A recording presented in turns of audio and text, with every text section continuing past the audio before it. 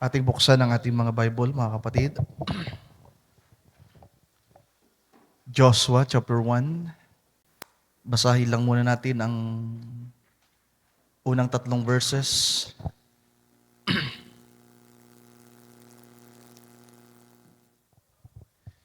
Joshua chapter 1, verse 1, 2, and 3. Sabi dito, after the death, sa JNB, tingnan natin. Sa JNB tayo.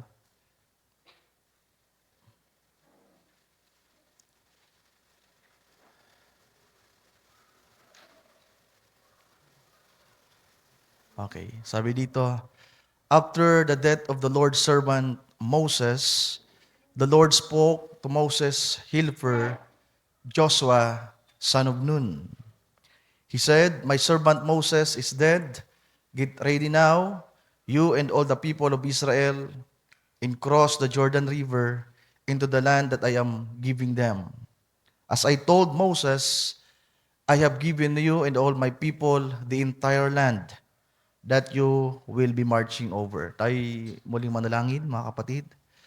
Hallelujah. Dakilang Diyos, muli kaming dumudulog sa panalangin sa oras na ito, sa iyong banal na harapan upang muling hilingin sa iyo, Panginoong Diyos, ang pagbabasbas mo na yung mga salita. Ikaw po ang mangusap sa aming kalagitnaan at tulungan niyo lamang po ang bawat isa sa amin mula sa iyong lingkod hanggang sa mga taong itinalaga mong makapakinig ng iyong mga salita sa gabing ito. Aming dalangin ito at samo, itinataas at pinagkakatiwala sa iyo lamang at sa iyong pong dakilang pangalan. In Jesus' name we pray. Everybody says Amen. Amen and Amen. You may be seated, mga kapatid. Hallelujah.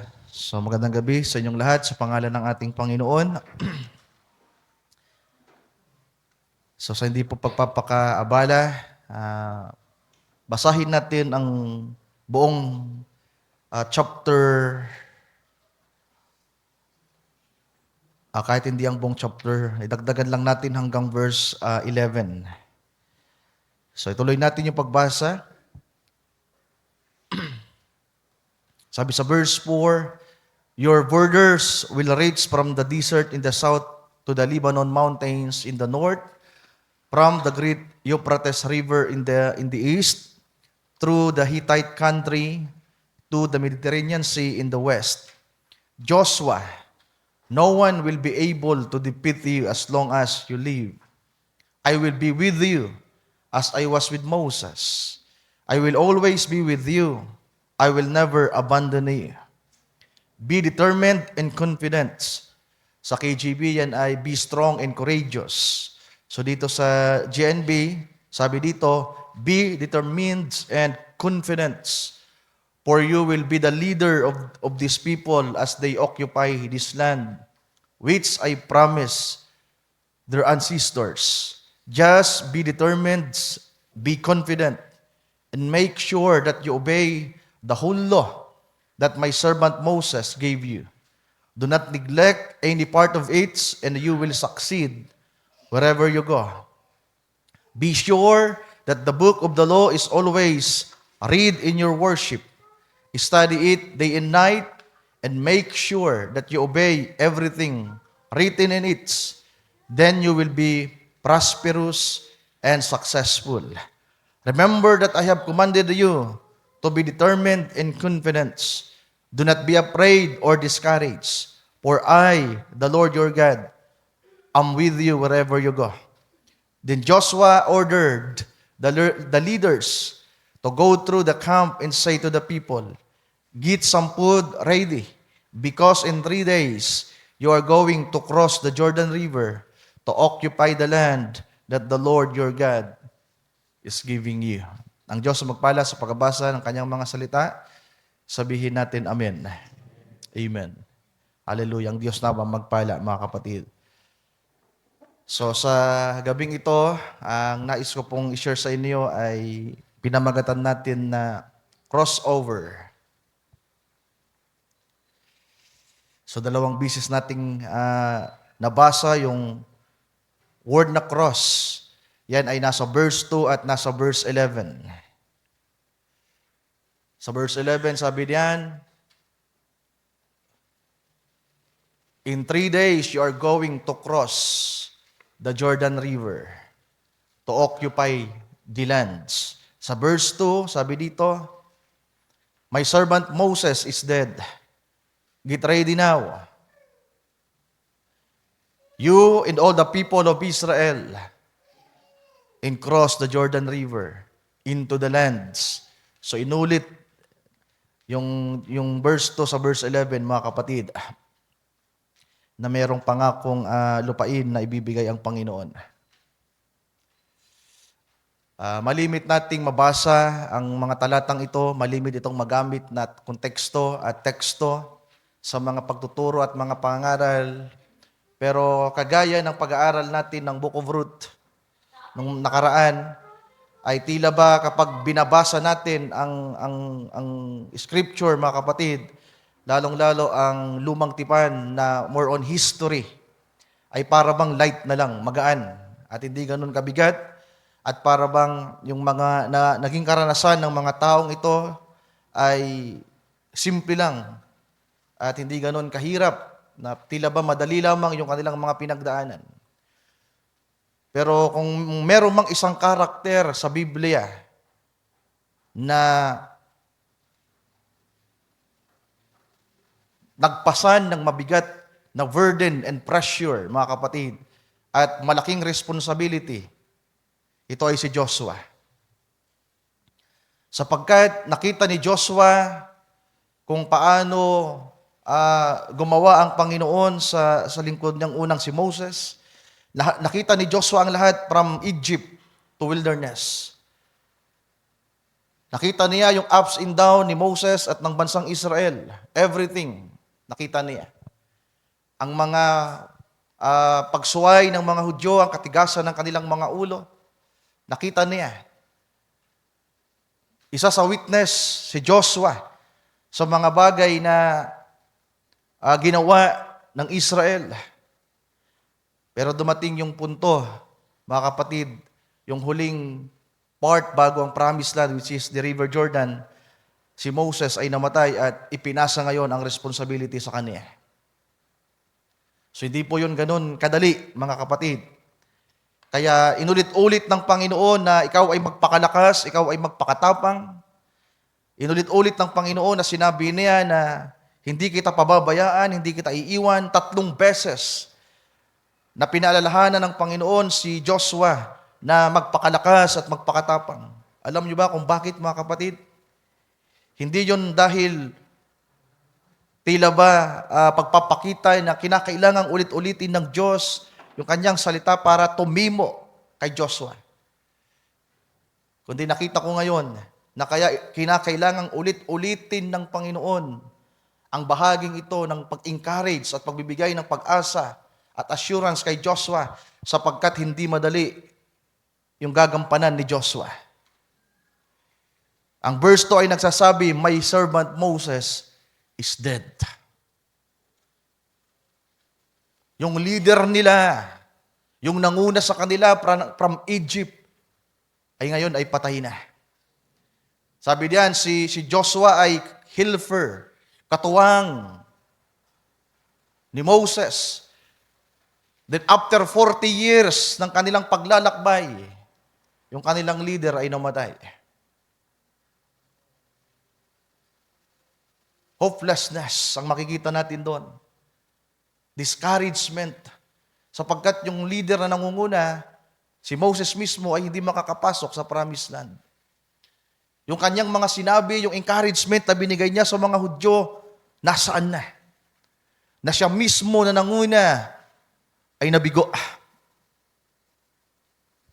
Kaya kinakailangang ulit-ulitin ng Panginoon kay Joshua na ikaw ay magpakalakas, maging determinado ka, maging kumpiyansa ka, maging malakas ka, maging matapang ka, sapagkat nakikita ng Panginoon ang isang Joshuang nanginginig, natatakot at walang pag-asa. Nakikita niyo ba ngayon, mga kapatid? Hindi lang ito basta sinabi ng Panginoon, magpakatapang ka at magpakalakas ka, sapagkat nung time na yon, kamamatay lamang ni Moses, 40 years silang nasa paglalakbay. Si Joshua ay nasa panginginig, nasa takot. At ngayon, sasabihan pa siya ng Panginoon, ipinapasa ko sa iyo ang responsibility. Walang naging tugon si Joshua sa unang mga talata, mga kapatid. Pinakinggan lang niya ang sinabi ng Panginoon. Pinatapos niya na mangusap ang Panginoon sa kanya. Habang nakikita ng Diyos ang buong sitwasyon sa panahon na yon, ang buong pagkatao ni Joshua.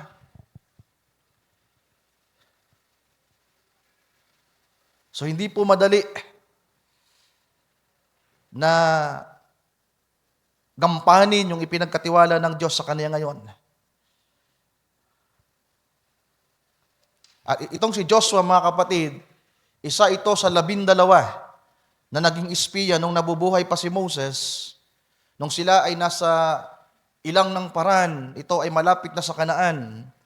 After nilang magpaikot-ikot ng 40 years, merong isang part noon na tinatawag na Paran at nag-utos si Moses sa kautusan din ng Diyos na kinakailangang tiktikan ang lupain ng Kanaan, kinakailangang pumili sa bawat tribo ng isang lalaki para puntahan ang Kanaan at siyasatin. Hindi dahil sa hindi alam ng Diyos kung anong meron sa Kanaan, kundi para subukin ang mga Israeli people. Sabi ng Diyos kay Moses, Moses, pumili ka ng 12 kalalakihan mula sa bawat tribo. Isugo mo sa Kanaan para tiktikan, siyasatin at tingnan ang lupain ng Kanaan. Hindi dahil sa hindi alam ng Diyos kung ano meron sa Kanaan, kundi nais ng Diyos na subukin ang mga Hudyo, ang bawat tribo na pangungunahan ng mga kalalakihan na napili. At isa si Joshua sa napili at si Caleb. So, alam na natin yung kwento. To make this short, pumunta yung 12. Kung nabubuhay pa si Moses, pagbalik nila, nag-report sila. Sabi ni Joshua at ni Caleb, tunay nga po na ang lugar ng Kanaan ay napakasaganang lupain. Biglang sumabat yung 10. Pero, yung lugar ng Kanaan ay mga higante ang mga naroon. Tayo ay kagaya lamang ng mga tipaklong sa kanila. So yung 10, ang report nila ay negative report, pero itong si Joshua at si Caleb ay nangusap ng merong kumpiyansa at pananalig sa Panginoon, mga kapatid. Hallelujah.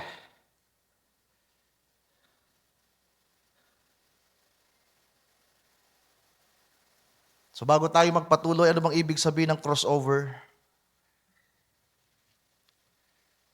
Sa Google, sa dictionary, ang ibig sabihin nito, sabi dito, it is a point or a place of crossing from one side to the other side. From left to the right. So, try to imagine na lang from Egypt to Promised Land, pero more on ang cruising dito ay doon sa River Jordan. 2 dagat na pula at River Jordan, pero ang binigyang diin talaga ng propeta ay ang pagtawid sa River Jordan. Sapagkat ito yung panahon na si Joshua na yung maglilid sa Israel, mga kapatid. Ang isa pang kahulugan ng crossover, sabi dito, mas malawak, mas makakarelate tayo sa buhay natin na hindi lamang ito basta lugar, kundi pwede itong iangkop sa napakaraming parte ng buhay natin. Sabi dito, it is the process of achieving success in a different fields, activity, or style. So, ito daw ay isang proseso ng pagkamit, pag-abot ng tagumpay sa ibang paraan, sa ibang gawain, sa ibang style.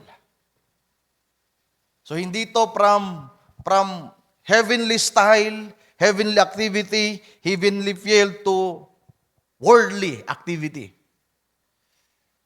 So ang ganda ng kahulugan ng crossover sa process na sinasabi dito, na merong makakamit na tagumpay sa ibang lugar, sa ibang field, sa ibang aktibidad, at sa ibang style. So ang tao ay nabubuhay sa lupain, sa tahanan, nabubuhay tayo sa isang komunidad, mga kapatid, sa isang sistema, mapasosyal man, mapa-economic, spiritual, o ano pa man. At yung ginagawa natin, ito ay isang field. Tama ba? Ito ay isang field. Even yung church mismo ay tinitipo natin ito na ito ay isang field. Na kung titingnan natin sa labas, iba yung ginagawa natin dito sa ginagawa nila. So mula sa dating paraan ng pamumuhay, mula sa dating makamundo, paraan ng style ng sanglibutan, lalong-lalo sa mga kabataan, para matiyak natin at dumaan tayo sa proseso ng pagtatagumpay, kinakailangan nating daanan ng isang daan, ang isang pamamaraan. At ito hindi pamamaraan ng tao, kundi ang pamamaraan ng Diyos na naroon sa kanyang mga salita at sa kanyang mga pangako. So dito pa lang sa kahulugan ng diksyonary, napaganda na mga kapatid. Ang crossover, ang pagtawid, ang paglipat sa isang ilog na rumaragasa. Ibig sabihin, hindi ito basta-basta tatawid ka lang. Yung humakbang sa pananampalataya, marami nang nahihirapan. Ang tumawid sa dagat na pula, na walang current, marami na yung nag-alinlangan. How much more yung River Jordan? Sabi ng propeta, hindi po mas mabigat po yung karanasan sa River Jordan. Sapagkat sa panahon na yon, yung River Jordan ay nag-o-overflow. Yung mga tubig mula sa kabundukan rumaragasa. Kaya nga yung mga bayan na naroon sa baba, kinakailangan nilang umalis. Yung mga naninirahan doon sa dinadaanan ng ragasa ng tubig ng Jordan papuntang Red Sea. Sapagkat ang Jordan ay nagkukunik sa Red Sea, mga kapatid. Lahat ng tubig na galing sa Jordan pumupunta sa Red Sea. Nasusundan niyo po ba? At nung panahon na tumawid, kung babasahin natin ang Joshua chapter 3, ipinakita dito kung gaano kalakas yung current ng tubig. Chapter 14, sa JNV, tag-init na, harvest time. So from winter to spring to harvest time, yung nagyiyelong mga bundok sa kapalibutan, ngayon ay unti-unting natutunaw pababa. Yan ang sinasabi ng kasulatan. Sabi dito, it was harvest time, and the river was in flood. When the people left the camp to cross the Jordan, the priest went ahead of them carrying the covenant bags. As soon as the priest stepped into the river, verse 15 to 16, sabi diyan, verse 15, magkadugsong na pala, yung 14-15 ng Joshua. Then 16, sabi dito, the water stopped flowing and piled up far upstream at Adam, the city beside Saritan. The flow downstream to the Dead Sea, or Red Sea, was completely cut off, and the people were able to cross over near Jericho. So dito, andun na yung himala, mga kapatid. Chapter 3 na yan. Pero nasa chapter 1 tayo kanina. Hindi po madali yung kanilang gagawin. Bumasa tayo ng quote. Meron akong 8 quote. Yung iba ay dadaanan lang natin, di natin bibigyan ng diin para lang ipakita na minensyon ito ng propeta. First quote natin. Sabi niya sa paragraph 266, 1965, sa kanyang paksang The Anointed Ones, at the end time, sabi dito, and when they come up to the place to cross over. Tingnan niyo, sabi ng propeta, and when they come up to the place to cross over, they doubted the word and come back. After Joshua and Caleb and them had went over and brought back a bunch of grapes to prove to them that the land was there. Totoo ang lupa. Pinatunayan na ang lupa ay masagana. Sabi diyan, the words of God's promise sa kanilang panahon. It is a good land, milk and honey, and brought it back on this side to prove it to them. And they tasted of it and said, oh, we can't do it though. Nakita nila, natikman nila, mga kapatid, kahit papaano, kung ano yung meron sa pangako. Kaya may mga denomination, sabi ng propeta, nakatikim din sila ng anointing.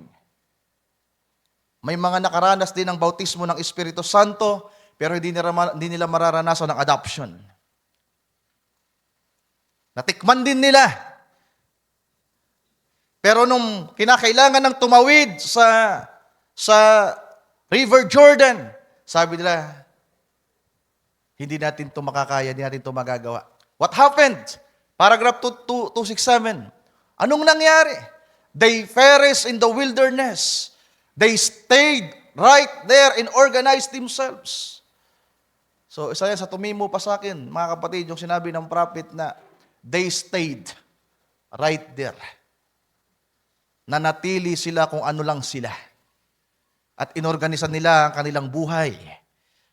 Mas pinili nila na manatili sa isang lugar na wala ng pagbabago na magpapaikot-ikot na lang sila doon.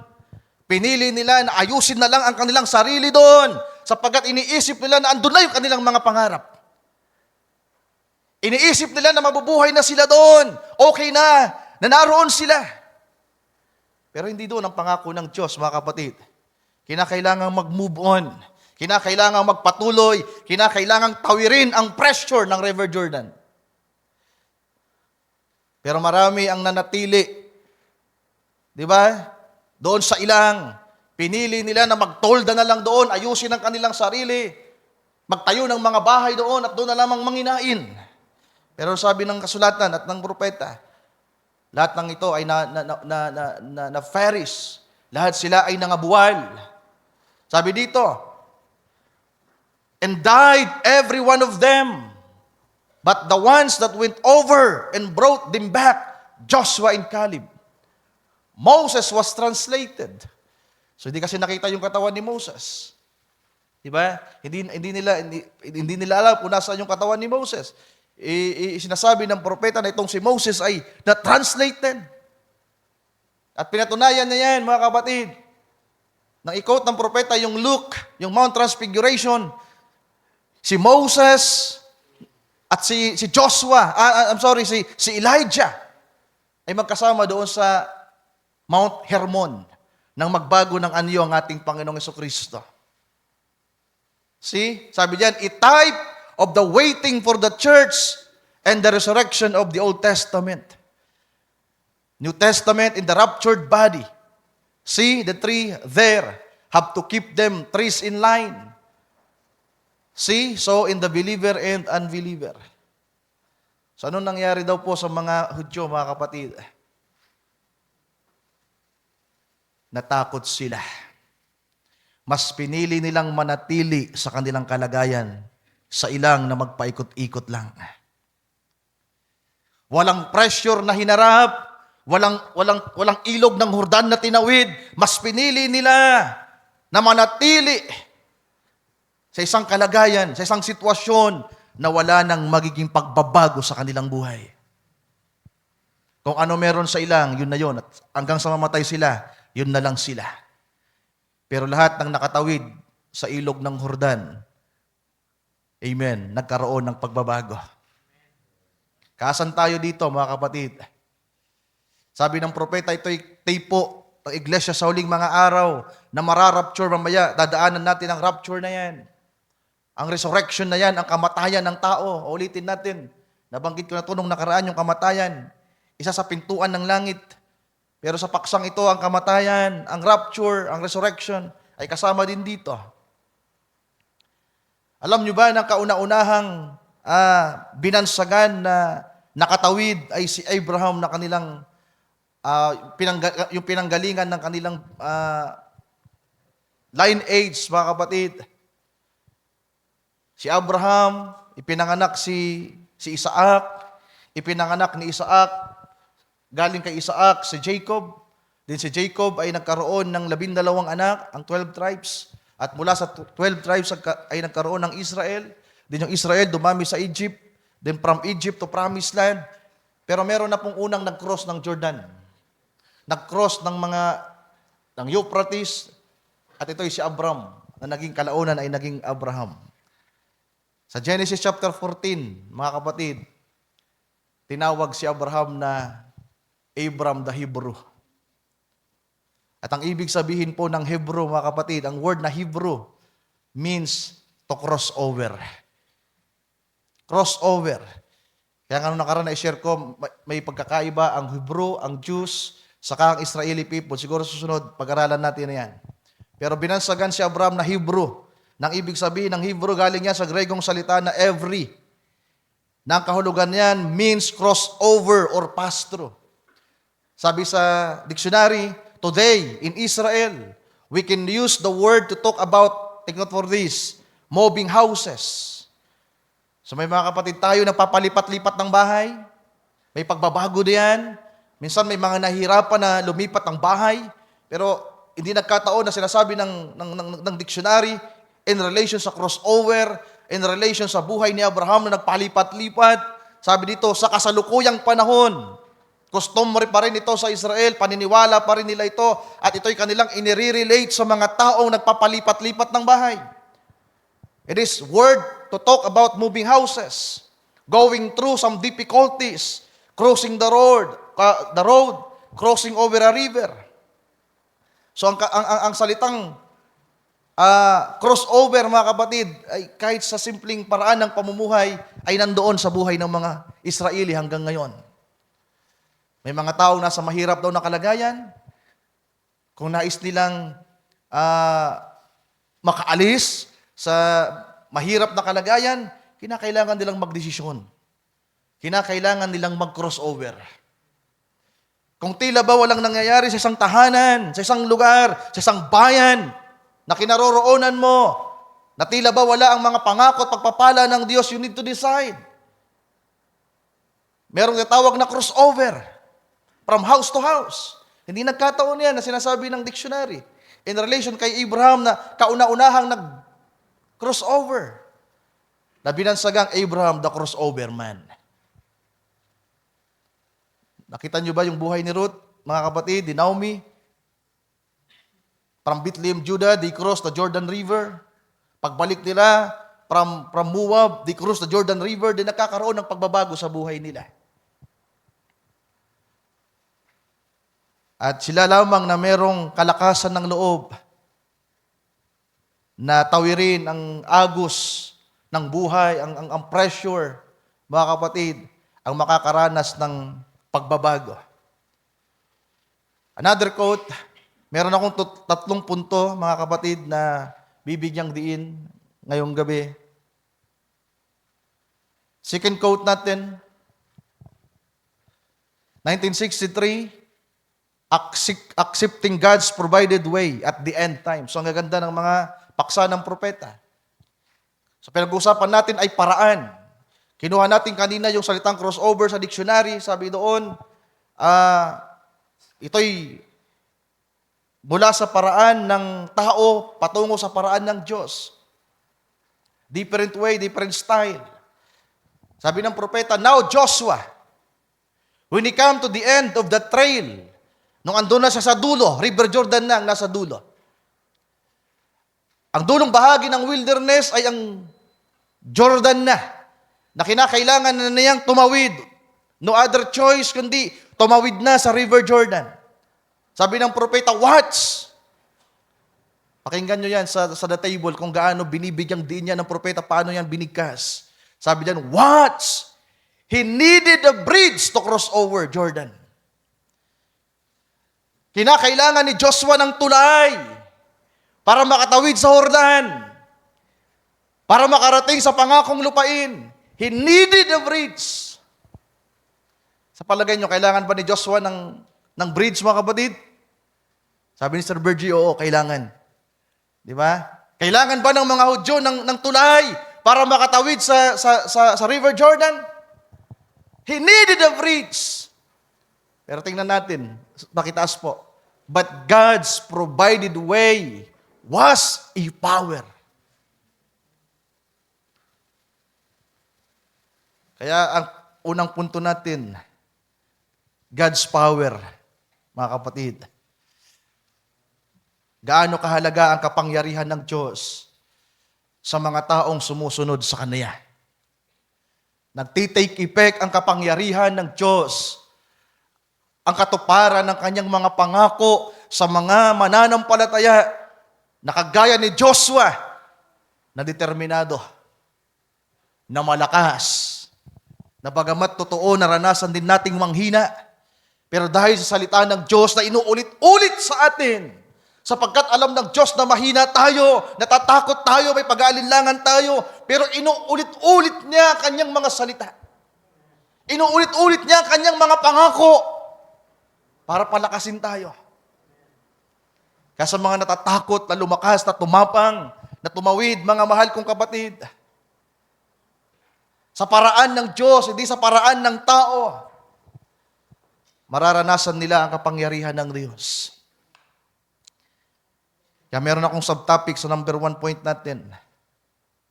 The breeds versus the power of God. Habang inaaral ko to, habang isinusulat ko, ang Panginoon ay naglalagay ng mga understanding, knowledge, wisdom, mga kapatid. So ano bang ibig sabihin ng breeds? Sabi ng propeta, kailangan ni Joshua ng tulay. At kung ito yung naisip ni Joshua, mga kapatid, kailangan niyang himukin ng buong Hudyo, ang buong Israeli people, na tulungan siya. Mga kapatid, gumawa tayo ng tulay. At gaano katagal bago nila magagawa yung tulay? Kung inisip lamang nila, paano ka tayo tatawid dito sa Jordan River?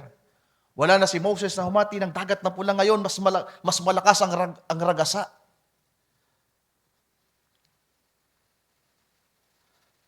Mas malakas ang pressure. Sabi ng propeta sa unang quote natin kanina, yung iba nag-alinlangan. Siguro yung ilan, patawid na lamang sa River Jordan, yung iba doon panabuhal. Sapagkat doon sa mga orihinal na lumabas yung 2 million, ang natira lamang ay 2, si Joshua at si Caleb. 2 million minus 2, lahat ng yun nalagas. At kasama sa mga nalagas doon, marahil ay yung sinasabi ng propeta na natakot, nag-alinlangan sa salita ng Diyos. Ano ba yung sinisimbolo ng bridge, mga kapatid? Sinisimbolo nito yung human's way, human's effort, paraan ng tao. At kadalasan, ito yung ginagawa natin. Sapagkat kulang tayo ng pagtitiwala sa Panginoon sa Kanyang salita, gumagawa tayo ng ating mga tulay.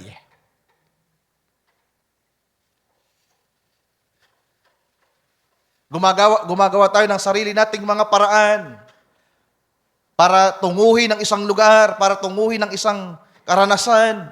Pero ito pala hindi ayon sa kalooban ng Diyos, mga kapatid.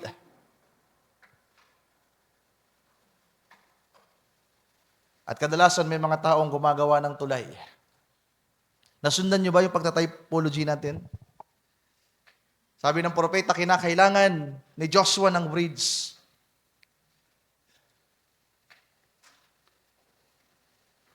Pero hindi naging makatao yung kaisipan ni Joshua na napili siya sa salita ng Diyos. At ito ang dahilan kung bakit naranasan nila ang kapangyarihan ng Diyos na umiral. Sabi ng kasulatan, biglang tumigil ang agos ng River Jordan at ito'y umangat ng umangat ng umangat ng umangat. At yung kabilang bahagi, yung papuntang Red Sea ay natuyo, mga kapatid. Kasabi ng Bible, tumigil yung agos ng tubig na papuntang Red Sea, natuyo lahat. At yung tubig na galing sa bundok na bumababa, umangat ng umangat ng umangat.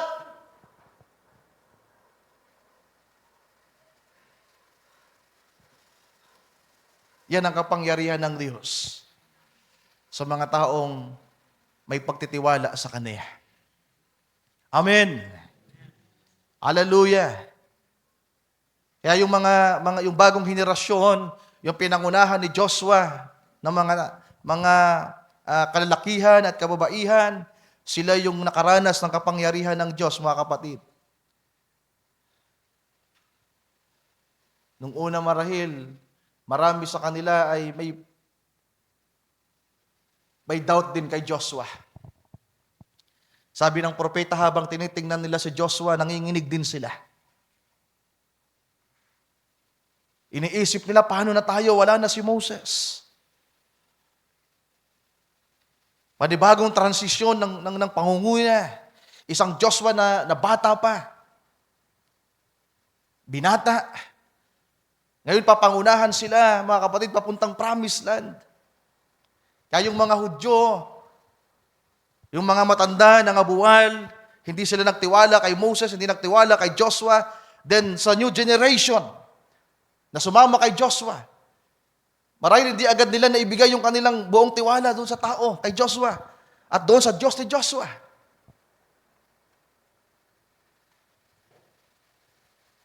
Pero kalaunan, to make this short, may mga taong sumama din kay Joshua. Mga taong nagkaroon din ng kaisipan na kagaya niya, na napanatili ang pananalig sa salita ng Diyos, mga kapatid. So merong binanggit ang propetang tulay. At gusto kong sabihin sa inyo, we are all guilty, mga kapatid, na imbis na dumaan tayo to cross over sa kapangyarihan ng Diyos at sa kalooban niya, marami sa atin ang gumagawa ng tulay. Kasi mga sumunod na pangaral ng propeta, ang kanyang sinasabi niya, sunugin ang mga tulay na ginawa. Lahat ng tulay na ginawa, sunugin.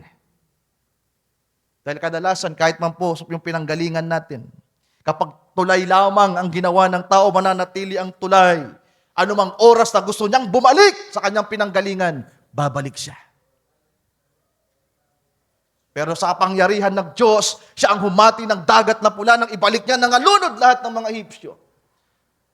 Nang hatiin niya ang River Jordan, nakatawid ang lahat ng mga Hudyo, yung new generation.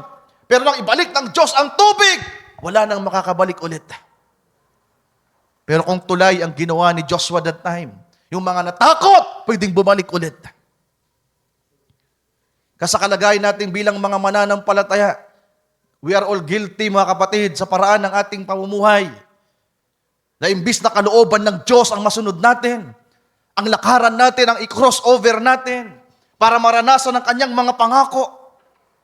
Ang ginagawa natin dahil sa takot at pag-aalala at pag-aalinlangan, gumagawa tayo ng ating mga sariling pamamaraan. At kung minsan nagpapabalik-balik tayo. Sabi ng propeta, sunugin ang mga tulay na yan na inyong ginawa. Sabi niya, oh my, burn the bridges all over. Ready to go now, journey on. Pakiplas na lang yung bahaging ito. Ang panahon na ito ay sa panahon ni Moses, nang tumawid pa lamang sila sa Red Sea. Third quote natin, Sir Mary Ann, din fourth quote tayo. Yung maikli lamang ito. Hindi natin babasahin kasi yung kwento doon, nagpupuri sila, si Moses, si Miriam, ang mga Hudyo, nagpupuri sila kung nasa taas na bahagi. Ibaba mo para makita lang natin. Pakatawid na nila sa dagat na pula, pakibaba. Yan, they crossed over the sea. Tinawid nila ang Red Sea, nagpuri sila ng nagpuri, pero isa sa binitawang salita ng propeta, out of nowhere, pakitaas na po. Sabi niya, oh my, burn the bridges all over. We are ready to go now. The journey is on. Pagtawid nila sa dagat na pula, magpapasimula silang maglakbay sa ilang kinakailangang sunugin. Dahil marami ang gumawa ng kanilang sariling pamamaraan. Wala mang tulay na nagawa, mga kapatid. Hindi man gumawa si Moses ng tulay, pero alam ng Diyos ng mga taong ito na tumatawid sa dagat na pula, merong mga sariling paraan. Naroon pa rin ang kanilang takot at pag-aalala. Merong ibang motibo, merong ibang layunin. Yung kanilang pagsunod kay Moses, yung kanilang pagsunod sa Diyos, oo, may pananampalataya sila. Pero kulang. Kaya propeta lamang ang nagsabi niyan, kinakailangan dapat sunugin ang lahat na tulay na ginawa ng mga Hudyong ito. Gusto na nilang bumalik sa Ehipto, mga kapatid. Next quote tayo. Di natin bibigyan ng diin na yan. Ang pagsusunog ng tulay ay inhalintulad ng propeta. Alam niyo ba kung saan? Sa bautismo ng Espiritu Santo.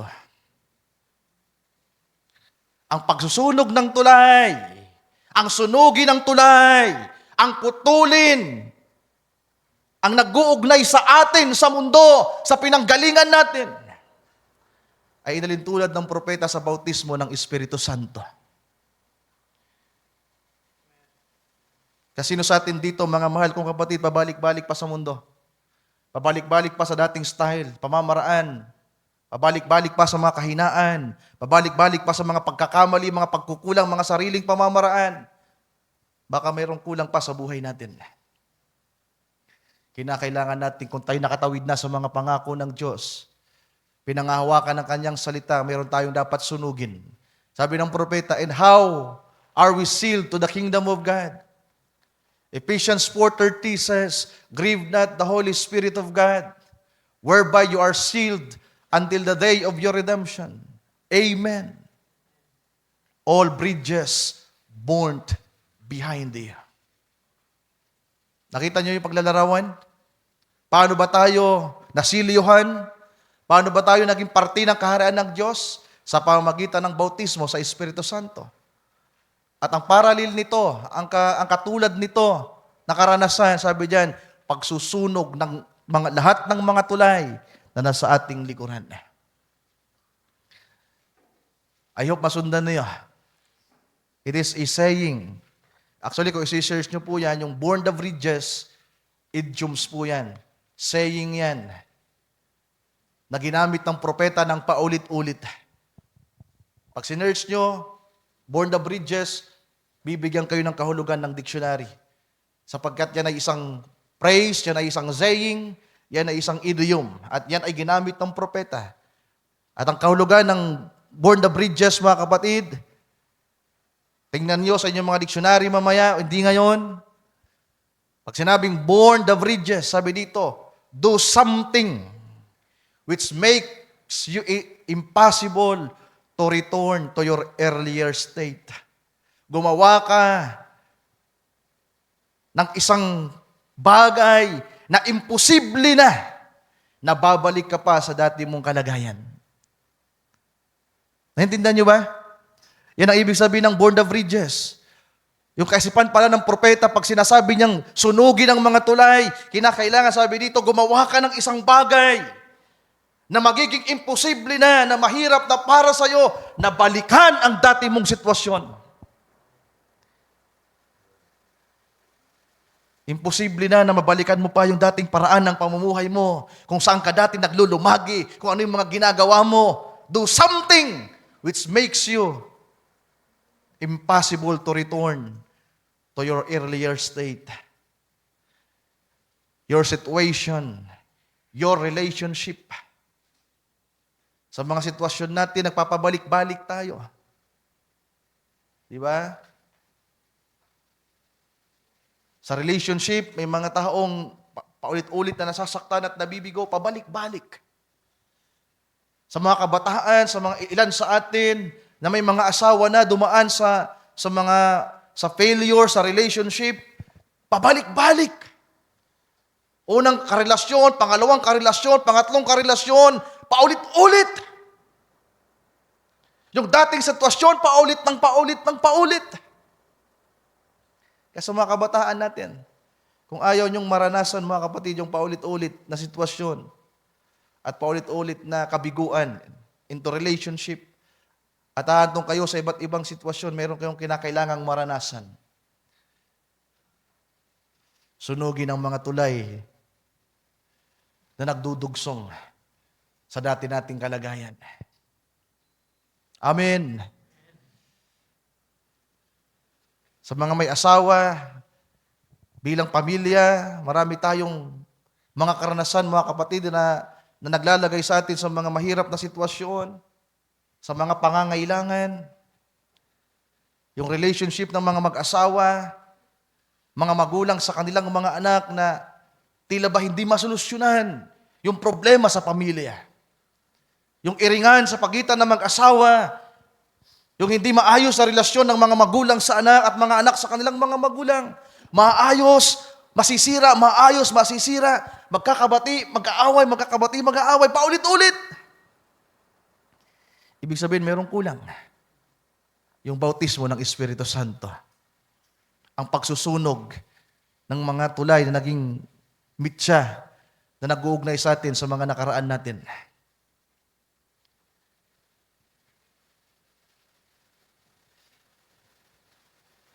Sabi ng propeta, sunugin ang lahat. Hallelujah. Tuloy natin yung pagbasa.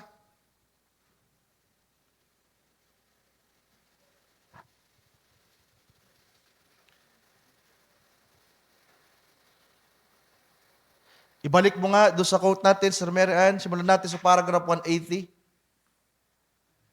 Yeah, sa 180 tayo mag-start niyan. Sabi niyan, I said, look, if you say you got faith in God. Narito, tingnan natin kung sinasabi mong may pananampalataya ka sa Diyos. Si Abraham ay nanampalataya sa Diyos at siya'y binigyan ng tanda ng pagtutuli bilang kumpirmasyon sa kanyang pananampalataya. At tinanggap ng Diyos ang pananampalataya ni Abraham. And I said, sabi ng propeta, if He's never give you the baptism of the Holy Ghost yet, He's never give you the confirmation that you are Abraham's seed. Kaya kung talagang may pananampalataya ka, bibigyan ka ng Diyos ng tanda. Alam nyo ba na yung isa sa ginawa ni Joshua, mga kapatid, bago sila tuluyang tumawid sa River Jordan,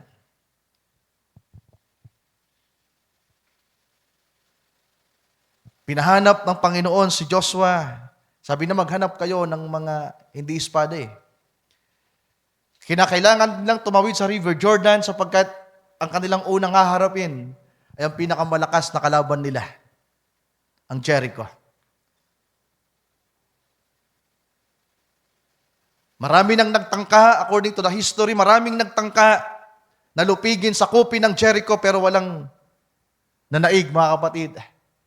At narito ngayon ang Israel nakalalabas lamang galing Ehipsyo. Na yung lugar mismo ng Ehipsyo na pinagmulan nila, walang kakayanan na lupigin ng Jericho. Ibang empire, kingdom. Pero narito ngayon ang mga Hudyo na inutusan ng Panginoon na tunguhin ang promised land at ang una lang haharapin ay ang Jericho, mga kapatid. At nag-utos ang Panginoon kay Joshua, Joshua, maganda ka ng mga itak. At para saan yung itak, mga kapatid? Para ba sa kaaway? Alam niyo ba kung para saan yung itak?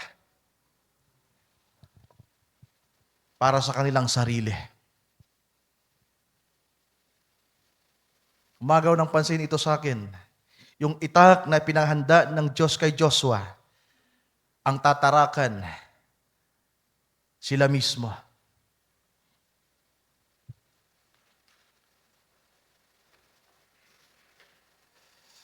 Para saan yung itak?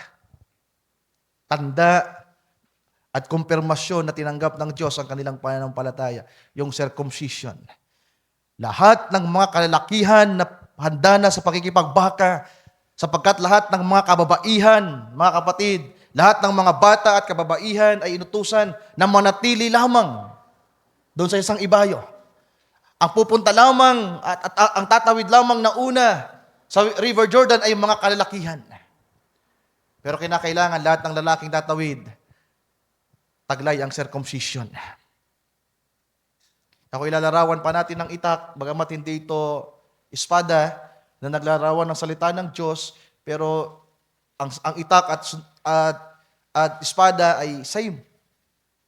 Diba? Sa atin, bulo. Wala naman tayong sword. Meron tayong bulo. Yan yung meron tayo dito sa Pilipinas. Meron tayong itak. Diba? At halos magkamukha naman yan, mga kapatid. At saan ginamit yung itak? Para linisin sila sa kanilang sarili. Kaya ang itak, ang salita ng Diyos, hindi para sa iba muna. Para sa iyong sarili. Para maranasan mo ang crossover, para magkaroon ka ng katiyakan. Hallelujah, na makakarating ka sa kabilang ibayo at magtatagumpay ka. Kinakailangan mayroong itak na tatama sa iyo at lilinisin ang pinakamaruming bahagi ng pagkatao mo. At sabi ng propeta, alin ba yung sinicircumcise sa atin? Di ba? Yung puso natin. Yung mga Hudyo, yung circumcise, alam na natin, di ko nababanggitin. Pero sa ating panahon, ang sinicircumcise, mga mahal kong kapatid, ay ang puso natin. ng salita ng Diyos. Amen. Kaya walang makakatawid, lalong-lalo sa mga kalalakihan na merong malaking gampanin sa ministry, pangunahan ng kanilang pamilya, pangunahan ng kanilang mga kapatid, maging parte ng paglilingkod sa gawain ng Panginoon. May malaking responsibility ang mga kalalakihan. At walang makakatawid, mga kapatid, na hindi naglinis sa kanyang sarili sa pamamagitan ng tabak ng salita ng Diyos. Sabi dito sa pagpapatuloy, and I said, if He's never give you the baptism of the Holy Ghost yet, He's never give you the confirmation. Amen, that you're Abraham's seed. Then sa paragraph 181, ulitin natin, tapusin natin yung paragraph na ito. And how are we sealed to the kingdom of God? Ephesians 4:30 says, grieve not the Holy Spirit of God, whereby you are sealed until the day of your redemption. Amen. All bridges burnt behind you. Grieve not the Holy Spirit of God, whereby you are sealed. You are Abraham's seed. Amen. You are Abraham's seed until the day of your redemption. Oh, how I love that. God giving confirmation of a sign that he had received his faith. Kaya yung mga taong lagi pang nagigrieve ang Panginoon, nasusuway ang Panginoon, ibig sabihin may mga tulay pang nag-uugnay. Bumabalik ka pa sa dating field. Kung dati kang sugarol, nagsusugal ka. Kung dati kang lasinggero, naglalasing ka. Sabi diyan, nagigrieve ang Espiritu ng Panginoon. Kaya kailangan nating sunugin lahat ng tulay na yan. Lahat ng mga kaparaanan na yan, mga kapatid, kinakailangang mawala yan. Number 2 tayo. Point number 2. Tatawagin ko itong adoption. At dito natin isingit yung sinasabi kanina na human's way or man's way. Adoption. At meron tayong subtopic na man's way versus adoption. So same pa rin. Basahin natin ang isang quote. 1964, sa paksa ng propetang Proving His Word. Tingnan niyo ang winika niya dito. People come right up to baptism of the Holy Ghost. Narito ang mga tao ay nakarating sila. Naranasan nila ang bautismo ng Espiritu Santo. May alam sila. May karanasan sila. They will come right up to the Word. Meron din silang salita ng Diyos. So may mga taong ganito ang kalagayan. Then naroon sila sa denomination. They will come up through all denominations. So ang mga simbahan sa denomination, meron din silang, they are aware also ng baptism of the Holy Ghost, mga kapatid. Alam din nila ang salita. Alam din nila ang karanasan ng bautismo ng Espiritu Santo. Kaya nga yung mga Pentecostal, ini-exercise nila ito. Alam nila kung paano maranasan ang Espiritu Santo. And yet they are in denominations. Sabi pa dito, in all churches, in all catechism, in everything. But when it comes to that word, pakitaas, but when it comes to that word, that crossing line, they say, oh, I don't know about that. My church doesn't teach it that way. I don't care what your churches teaches. The Bible says it's that way. Then you say, how do I know it's right? He confirms it and proves it. So may mga simbahan na alam din nila ang bautismo ng Espiritu Santo. May mga simbahan na meron din silang salita ng Diyos. Pero pag pinag-usapan na ang pagpapatunay ng Diyos sa kanyang salita sa ating panahon, ang message of the hour, mga kapatid, ito yung wala ang denomination. Kaya sasabihin ng mga simbahan, hindi namin alam yan. Hindi yan itinuturo sa amin, sa church namin ng ganyang paraan. Pero sabi ng propeta, wala akong pakialam kung anong tinuturo ng inyong iglesia. Ito ang sinasabi ng salita ng Diyos. Kaya may mga taong magaling sa Biblia, may karanasan sa Espiritu Santo, mga kapatid. Pero pag pinag-usapan na ang message of the hour, ang tawag dito ng propeta, the new fields. Ito yung malimit kong marinig kanila Pastor Marshall, Pastor Vic, new field. Merong new field na sinasabi ang propeta. Napakasimple lang naman pala ng new field. Ang new field, walang iba ang mensahe na meron tayo. Masagana ang kinakain natin. Tama ba? Yung kinakain natin, mga mahal kong kapatid, yung mga paglalarawan na ganito, Born the Bridges, Crossing the Jordan River, hindi mo yan maririnig sa labas.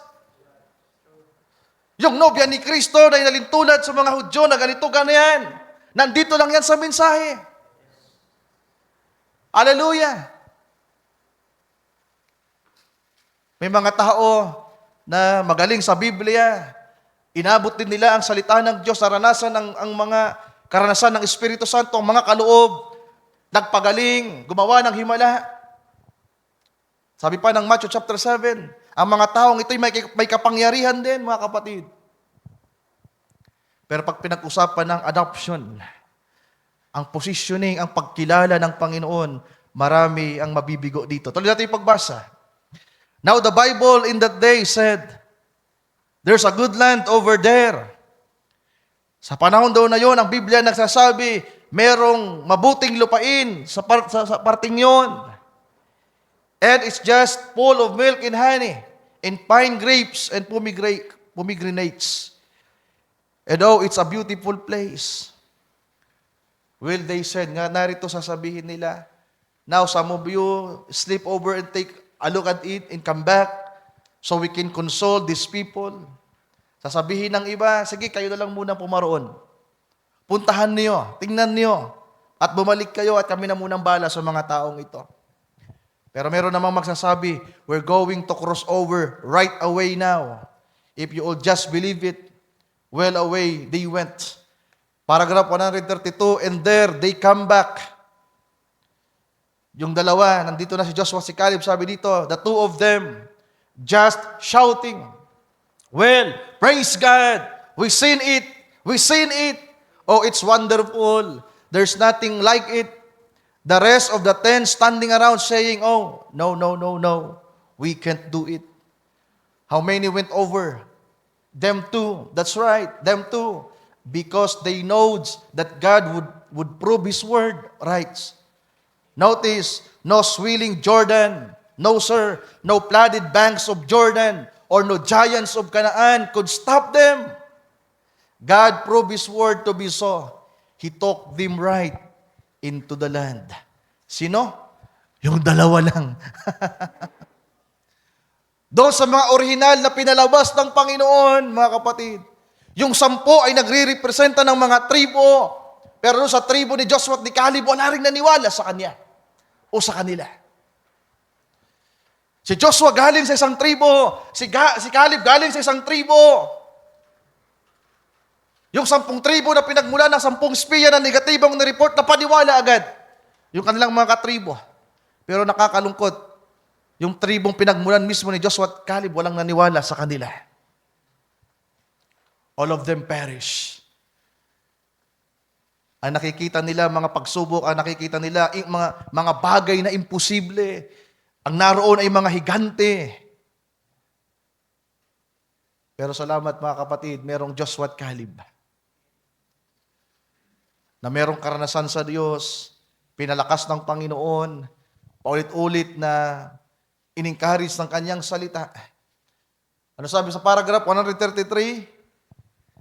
He will do the same thing again. He will do the same thing again. Ipinapararil na ng propeta ang mangyayari sa huling mga araw na ito.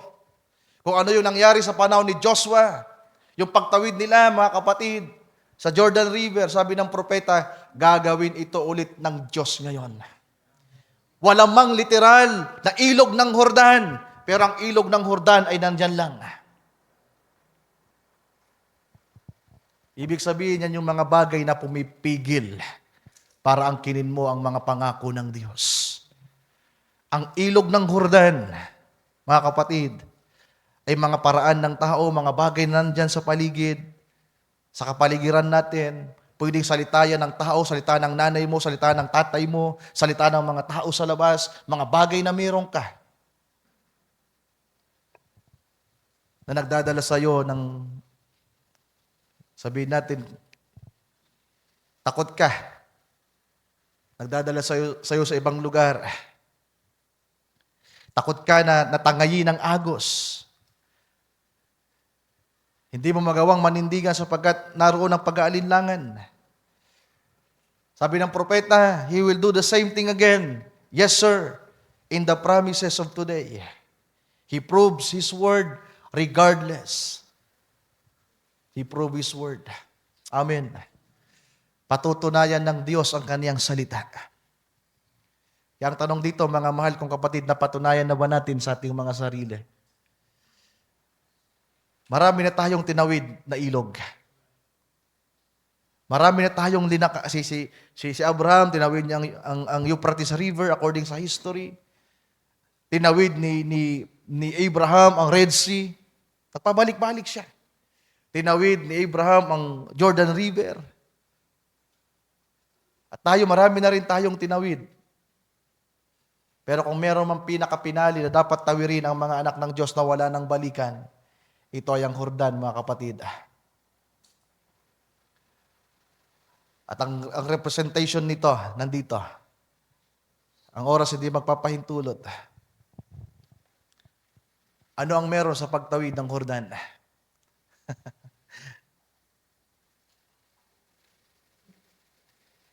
Sinong nais tumawid sa Jordan? Alam niyo ba kung saan nilarawan ni Brother Branham ang pagtawid sa Jordan? Kamatayan sa ating sarili. Sabi niya sa kanyang panalangin, next quote, napakasinsiro ng panalangin ng propeta. Sabi niya, let's bow our heads just for a moment. Our Heavenly Father. Next quote lang, sunod-sunod lang yung mga quote na binigay ko, Sir Mary Ann. Ayan yan. Simulan lang natin sa, yan, paragraph 24. Sabi ng prophet, tayo manalangin. Pakinggan nyo paano siya nanalangin dito. Kasi lahat ng quote na yan, pinakinggan ko sa audio, habang binabasa, pinapakinggan ko, mga kapatid. Very sincere yung prayer niya, sabi niya, yung nilalaman ng prayer niya ito. Our Heavenly Father, this day, standing here, tired before this group of people. Bilang tao, pagod na po si Brother Branham.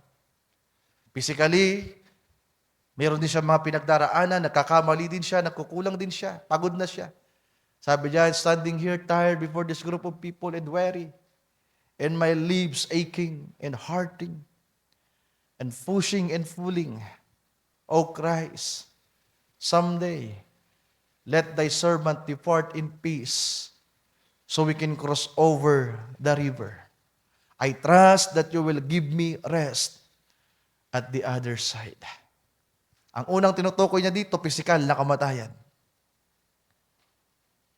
Ang panalangin ni Brother Branham, sana dumating na ang isang araw na ang iyong lingkod ay makatawid na sa ilog ng Jordan. Sa ilog na kung saan alam niya na doon sa kabilang ibayo ay merong kapahingahan. Hebrews chapter 4, mga kapatid. Basahin yung Hebrews chapter 4, sabi doon, ang Panginoon ay nag-iwan sa atin ng kapahingahan. Kung paanong binigyan ng Diyos si Joshua ng pangako ng kapahingahan sa mga Hudyo, sa pagtawid sa pangakong lupain. Sabi doon, nag-iwan ang Diyos ng isang kapahingahan para sa atin. At kinakailangan nating tunguhin ang kapahingahang ito. Spiritually speaking, may babasahin tayong quote mamaya. Dito kamatayan pa lang sa pisikal. Pagod na si Brother Branham bilang tao sa pisikal na kalagayan. At inalintulad niya na ang tumawid sa paraiso. Hallelujah, na naroon ang mga pangako ng Diyos. Andun yung makalangit ng katawan. Naroon ang wala ng katapusang kagalakan. Yung naranasan niyang beyond the curtain of time, sabi ng propeta, sana dumating na yung araw na yan na makakatawid ako sa ilog para kamtin ko ang kapahingahan. Amen. Sino sa atin dito ang pagod na, mga kapatid? Kaya nga mamaya yung panghuli natin, yan ay may kinalaman sa glorified body natin at sa rapture na mararanasan natin. Last quote, basahin natin.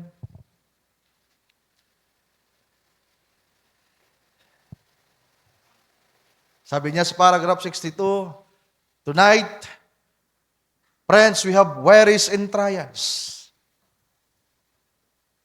Ngayong gabi, mga kaibigan, mga kapatid, napakarami nating pag-aalala, napakarami nating mga pagsubok sa buhay na ito. And the last river we come to is going to be Jordan. Is that right? I think someday our little home there don't get to stay and eat much.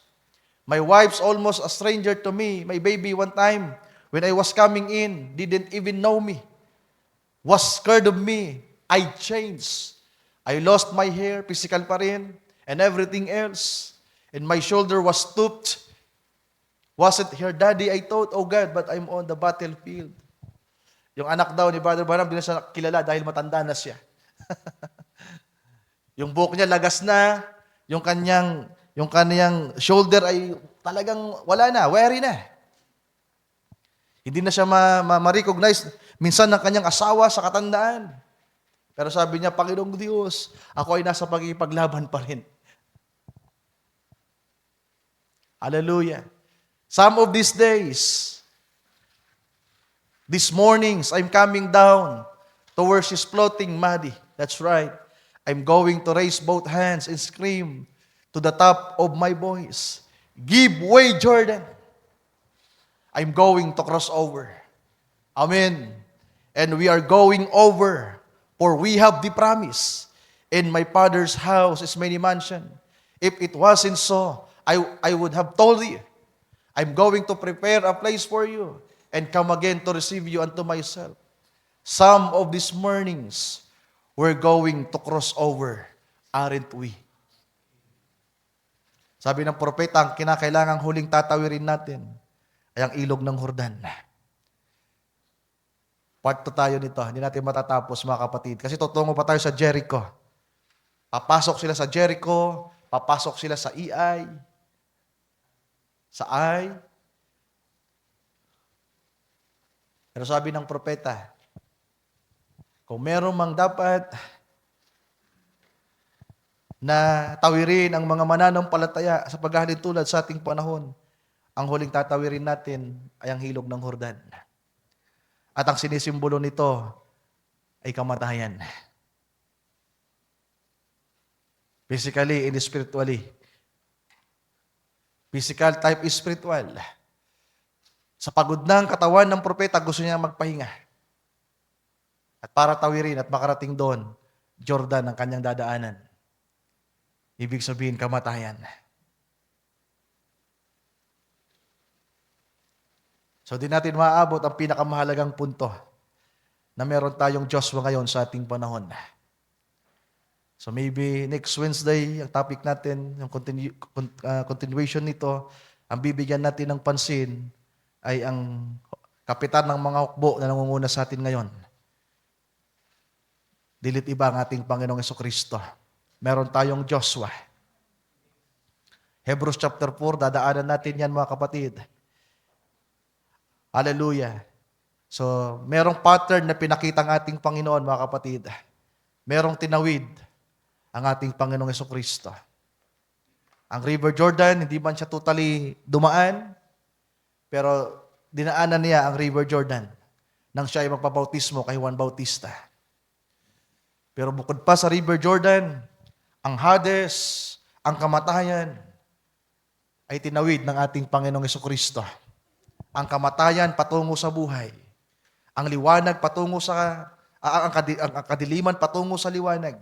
Napakaraming tinawid ng ating Panginoong Jesucristo na kasama tayo. Amen. Ang pangako ay para sa atin, mga kapatid. Kung ang Israel merong Joshua, pero meron tayong greater Joshua is here. Greater than Joshua is here. And that's the Lord Jesus Christ. So ayoko na pong abalahin pa yung oras nyo para yung part 2 natin ay hindi rin natin masyado pang makonsuma yung gabi. Palakpakan natin ang Panginoon, mga kapatid.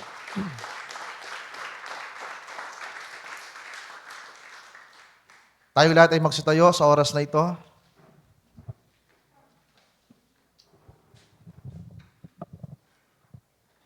Sabi ng propeta, sa pisikal, nanghihina na siya.